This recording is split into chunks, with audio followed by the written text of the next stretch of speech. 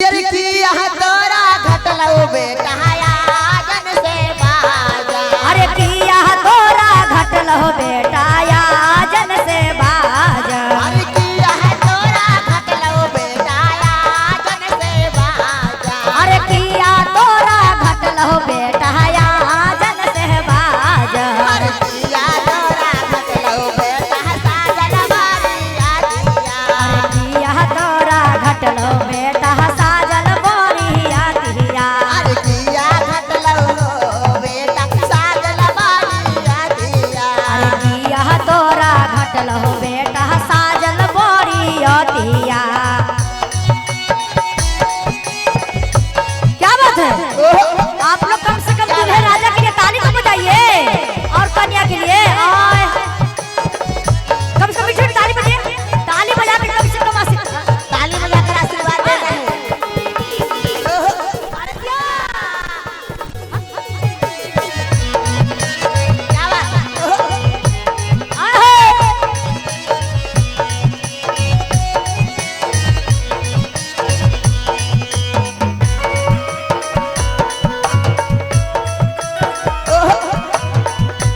है? क्या बात है?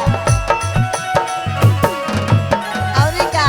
औरिका हरि ना घटलई जी पापया जन से बाजा। अरे ना घटलई जी पापया जन से बाजा। हरि ना घटलई जी पापया जन से बाजा। अरे ना घटलई जी पापया जन से बाजा। हरि ना घटलई जी पापा साजन बारिया दिया। अरे ना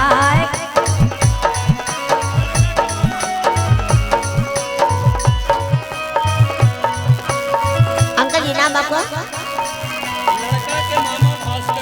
क्या बात? लड़का के मामा जी है ना भास्कर जी। इनके नाम से बहुत बहुत आशीर्वाद आता है। हाँ हाँ अरे तनी इनके नाम पे तनी ताली बजा के आशीर्वाद दे। जरा ताली बजा दी हमारे दूल्हा राजा और कन्या जी के नाम पर। क्या बात है? किया है तोरा घटलहु बेटा जन से बाजा। अरे किया तोरा घटलहो बेटा जन से बाजन। किया है तोरा घटलहु बेटा साजन बारिया दिया। अरे किया तोरा घटलो बेटा साजन बोरिया दिया।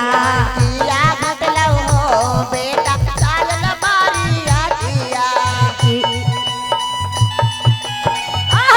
संजू भैया बन रहा। क्या बात?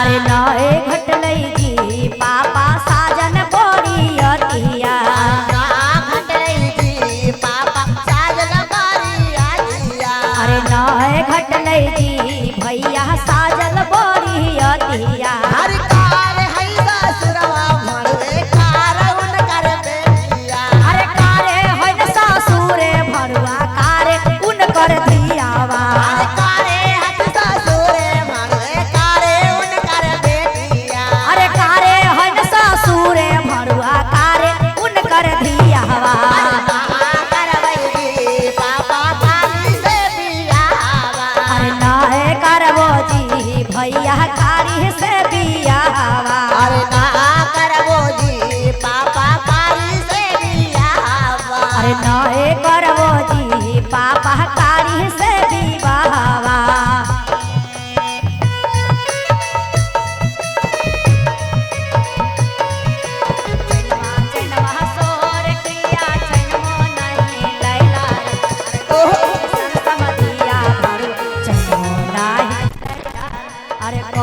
सन समधिया भरुआ चैनमो नाही दिया जी चैनमा सोर किया चैनमो नाही आया जी चैनमा सोर किया चैनमो नाही दिया जी अरे कोई सन सासुरवा भरुआ चैनमो नाही देला जी अरे कोई सन सासुरा भरुआ चैनमो नाही देला जी